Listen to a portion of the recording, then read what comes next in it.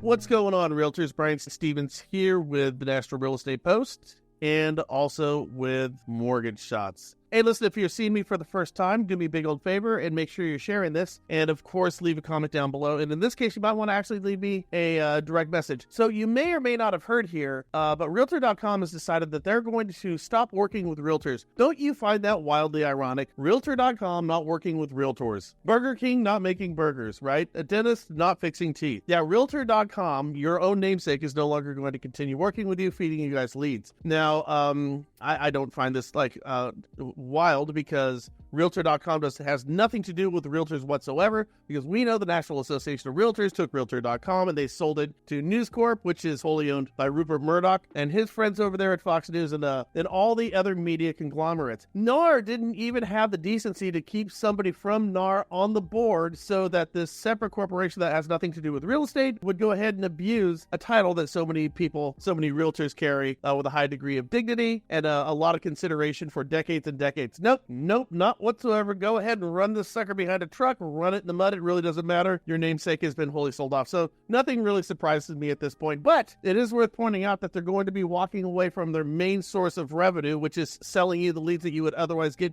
had you not worked with them in the first place. Again, if you guys don't know this, realtors, here's something to think about. Every house that sold last year and the year before and the year before, and you get the idea, would have sold without you buying leads from Zillow or Realtor.com. And they will continue to sell without Realtor.com or Zillow. And I take a lot of solace in this. This actually kind of makes me feel good, because now we quit, as I heard one other person say, feeding the beast. But in the process of doing so, we can go ahead and hopefully get rid of, and maybe you'll see them for what they are, a couple of corporations with boards who have a legal and moral fiduciary, not to your clients, the people whose homes you list and the buyers that you represent out there. Nope, they have a legal and moral obligation called a fiduciary, just like you have, but they have theirs to their board, not to your clients. So if we can get them out of the whole equation, I think everybody benefits in the process. However, it's worth pointing out that there's a number of real estate agents who basically built their business around working with Benedict Arnold. You know, Realtor.com and Zillow. Zillow might not be too far behind on this one too. If there's going to be legal wranglings why they can't sell you leads, then they're going to get out of the game entirely. Let's hope that's the case. But if you're a real estate agent right now and you're saying, oh my goodness, my lead source for my business could dissolve right before my eyes,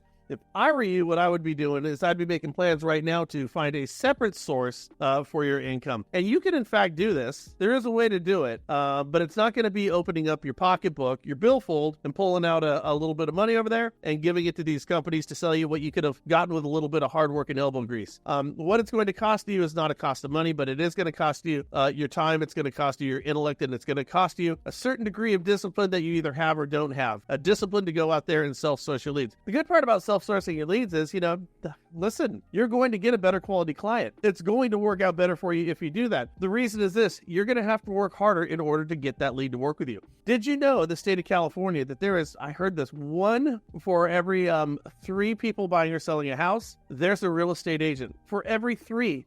The numbers are extraordinary. So let me ask you, what are you going to do to self-source your leads? Well, I've got a couple of ideas over here. For example, and I've said this one before, did you know that everybody who got an FHA, a Fannie Mae or a Freddie Mac loan, these are called your agency loans. These are your qualified mortgages. These represent 70% of all loans, 75% of all loans that are written. It also includes your USDA and your VA loans. Did you know when every one of them bought a house that they had a credit score that's going to be north of 750? You can't say that, Brian. Heck, I can't say that. The average credit score, the median credit score for anybody who bought a house is well north of 750 with all of our agency deals, Fannie, Freddie, and Ginnie. If for some inexplicable reason over the past 4 or 5 years they have a 620 credit score now, we know that they didn't get into buying that house with a 620 credit score. We know there's an extremely high probability that that credit score has dropped by 130, 140 points.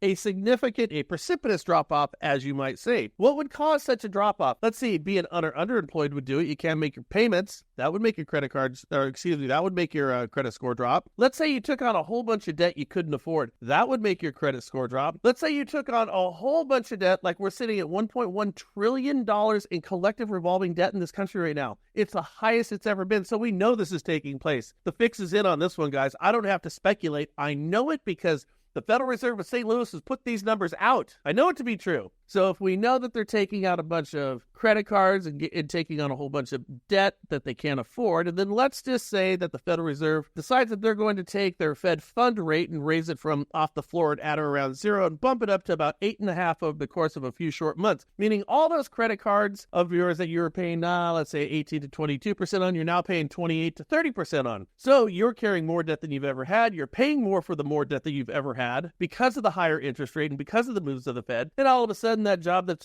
paying you, $75,000 a year is no longer cutting it. You can't pay all your bills, and you find yourself in a downward spiral where the inevitability is going to be one of three things.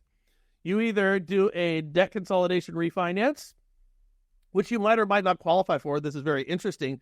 It's somewhere about 30% of people who look to get a debt consolidation refinance. That means they're taking their 3% interest rate, and they're now willing to take a 7.5% to an 8% interest rate because there are low-level price adjustments for taking cash out on your property. They're willing to take a rate that's going to be 5% higher because that's the only option on the table. They use that to go ahead and pay off their credit cards to lower what they're paying on a monthly basis. That's number one. Option number two is you sell that house, okay? That's where you realtors come in. Hey, listen, I think we might be onto something here. Maybe we just ran across a strategy that you can go ahead and employ with your business if you only knew how to get the data.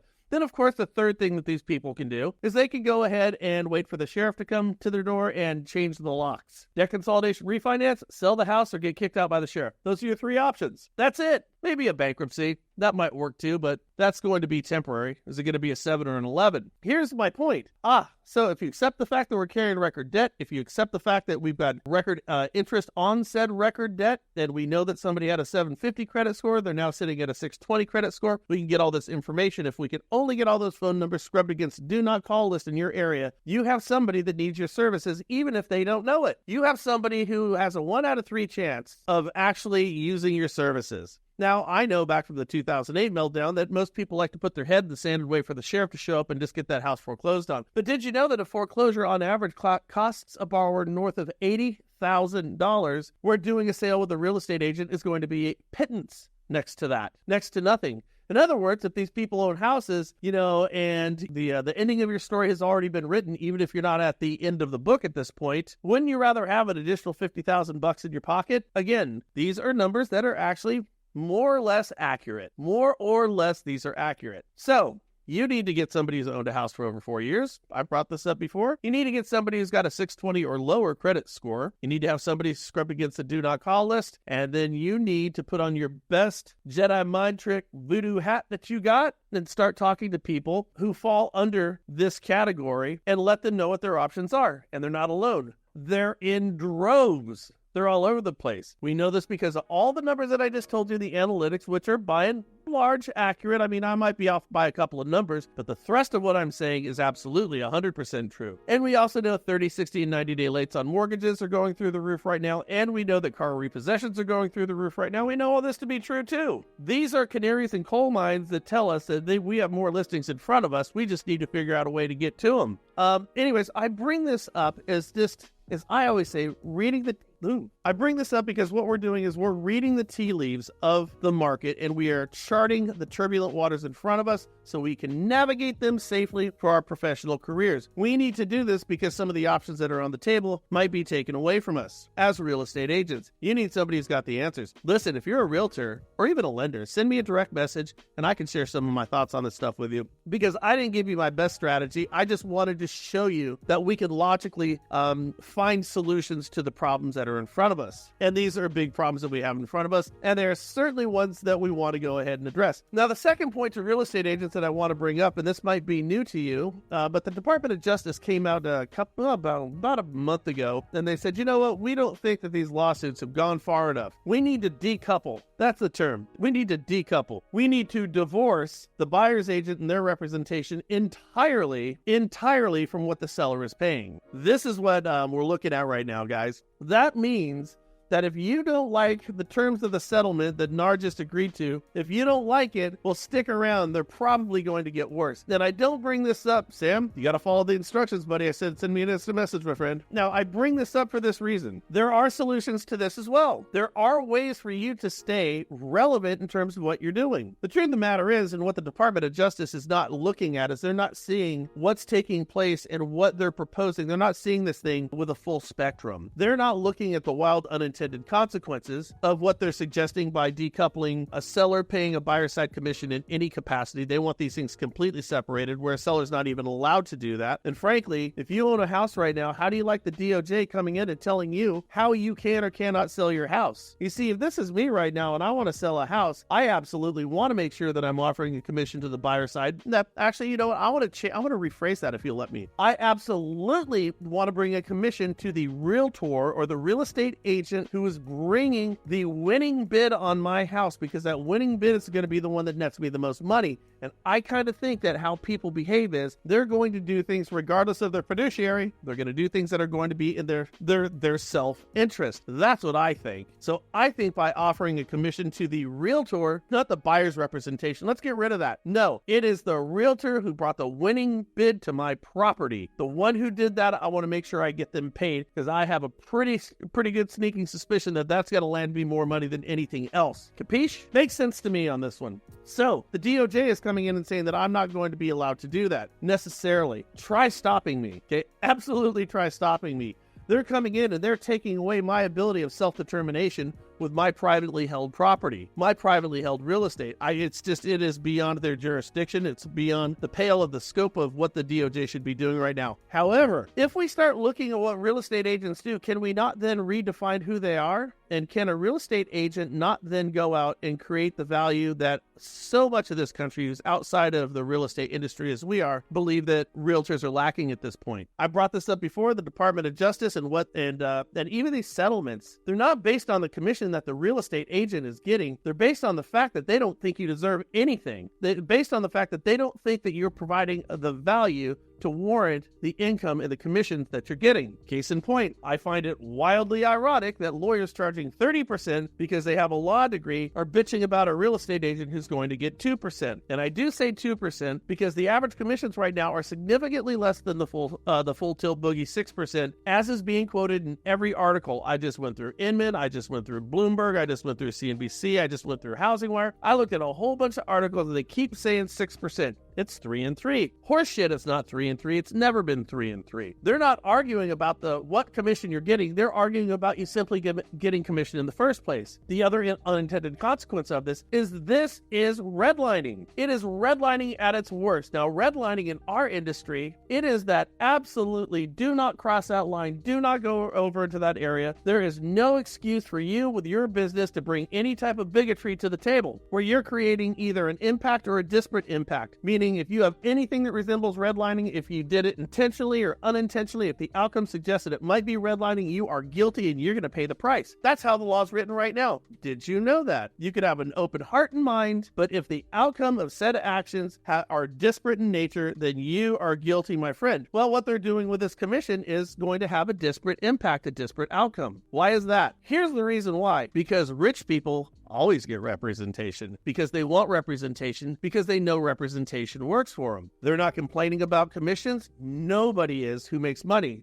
High-end clients get high-end real estate agents, and they're more than happy to pay the commissions to these agents. It's never a question. You know, the ones who cannot afford representation is everybody else. Who is everybody else? Well, here's who everybody else is. Did you know that 87% of Americans right now have less than $20,000 in their account? Now, the numbers go, who's got less than $500, who's got less than $1,000, who's got less than $5,000, $10,000, $20,000. I went all the way up to $20,000. That's 87%. 87% of us have less than $20,000 in their account. Why did I look at that number 87%? Well, because if I have to pay 3.5% down on an FHA deal and I got a $400,000 house, I'm doing the math in my head, it comes out to about $16,000. If I have to fund my impound account, I got another couple thousand, $2,000, $3,000 in that. I'm going to pay a point to my lender. I got another $4,000 over there. I got to pay title. I got to pay escrow. I got to pay all of these fees that are all put together for my protection, which coincidentally have gone nothing but up. And I don't personally personally think that more money out of my pocket is necessarily helping me, why don't we ever think of something that's going to keep more money in my pocket? That would be something that would help me buying or selling real estate, but that's beside the point. Here's the whole point. There's $20,000 buying a house right now, period, and there's nothing we're going to do with all of these fixed fees. Absolutely not a damn thing are we going to do with any of these fixed fees.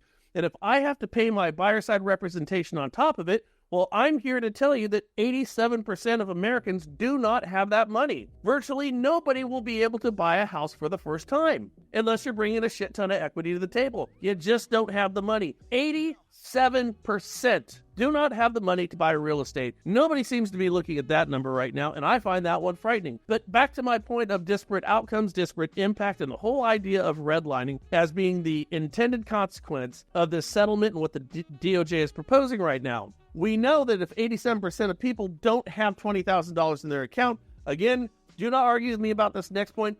Argue with the Federal Reserve System, who does all different types of studies. Argue with the Census Bureau. Argue with the Treasury. Argue with anybody who's putting all of these studies together. But here's basically how they go. We know that underserved communities and minority communities have less money, less real estate, less money on hand, and they earn less money at their job. We know these to be factually true. So if a disproportionate number of Hispanic Americans and African Americans representing that 87% who don't have the money, that means a larger portion of those communities are going to be disproportionately impacted and hurt by what's being recommended over here.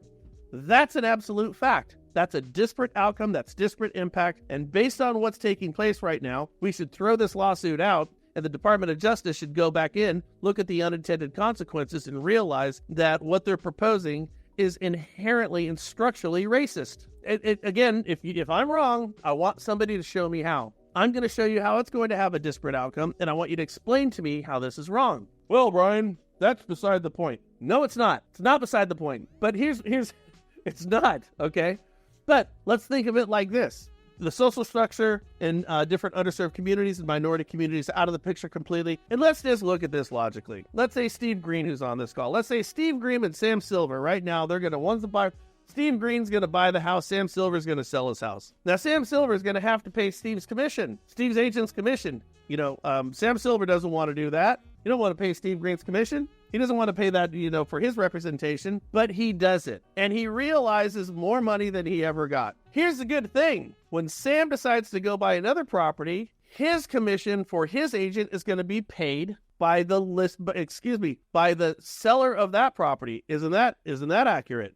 Now, Steve Green feels pretty good because Sam paid his commission. He just got his house. Steve's going to live there for 4 or 5 years, and he decides he's not letting any moss grow underneath his feet, so he decides he's going to sell his house. Steve then is going to have to pay the commission for whoever the agent is who brings the winning bid. However, Steve is going to take all that equity earned off of Sam's house, and he's also going to buy an additional house. And when he does that, the seller of the property of the house he is going to purchase is going to be paid by them. In short, nobody is paying for anybody's commissions. All we're doing, this is paying it forward in its perfection. That's all this is. All we're doing is paying it forward. Now, what happens if you sell a house, Brian, and you're not buying another house?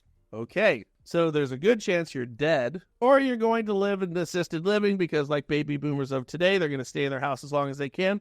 But when they can no longer do that, that house gets sold. They're going to pay a commission, right? But they're going to pay a commission on that buyer side, but they're not going to be the benefactors from an additional real estate purchase where their the commission of the agent representing them is going to be paid. Yeah, that's true. If you're selling a house and you're not buying another house, you're absolutely right. You're only going to be paying a commission because you're getting out of the game. But remember when you bought that first house? Yeah, remember when you bought that first house?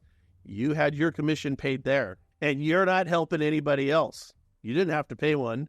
You're just the recipient of having your agent's commission paid when you bought your first house. In other words, that's even covered too. How commissions are currently set up is the perfect pay-it-forward scenario. Does that make sense? Well, it certainly does to me. My proposition for real estate agents is we have to find out exactly where our value lies. You have to know it. It has to be written down, and you have to fulfill it. And it cannot be to fill out a contract that fills out like a Mad Lib. As I said, For every 3 real estate purchasers or sellers in the state of California, there's a real estate agent forum. We have such an oversaturation of real estate agents in California, as is the case in most of the rest of the country, that you can't swing a dead cat around without hitting 4 or 5 realtors. That's not good. But because of NAR's actions, these numbers are changing. Value, my friends. Value, my friends. Value is where you need to be. Be in service of others, and you will never lose. Work diligently, and you will never lose. Understand what your true value is. Well, if my true value isn't just listing that property, Brian, and my true value is not representing these clients on that transaction, then what is my value? If that's not the case, what is it? Well, you better get working thinking about this stuff, right? What is it then? Well, my proposal is this. As a realtor, what is your value? First of all, education. Got to get smart about what the hell's going on, like right now. Like, yeah, get educated right now, but get educated about what's going on right now. That one is a huge one. You're going to have fewer realtors. We've already lost 30%. National Association of Realtors already quit posting what their membership numbers are because they're just falling off a cliff right now. First time in 100 years, they're not even posting it anymore. You got to get educated now and what's going on right now. Case in point, look at what's going on with insurance across the country. People are wildly underinsured with the policies that they have, and they're about to get surprised when they come up for a renewal, where in at least a half a dozen states right now, and it's expanding across the country, you're going to have fewer options of insurance as insurers are leaving states, and the cost of insurance, if you can get it, is going through the roof. Are there better options on the table?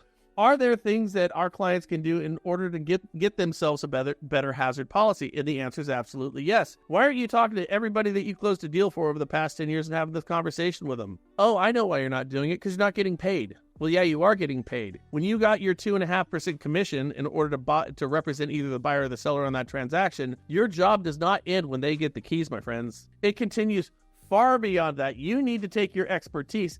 And I use that term loosely because we all talk about how we're experts. My definition of expertise and your definition of expertise is going to be wildly different for so many real estate agents and even lenders out there right now. You have to be an absolute expert. You have to know what's going on with insurance in your community, and you should be having this. Yes, Sam, it is crazy. You have to be having this conversation with your past client database. You're getting paid not only for that transaction, you're getting paid to be that realtor for life that we always talk about. That would be one example. And there's a million different other ones that we could be talking about.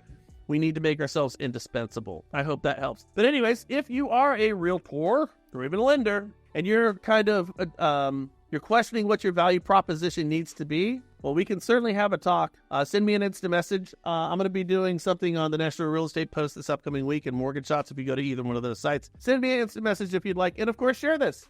I see you guys on there right now. I see all of you right now. Share this because it helps me and it helps you. Keep your conversation going. You guys make it a great day, and I'll look forward to seeing you guys manana. Au revoir.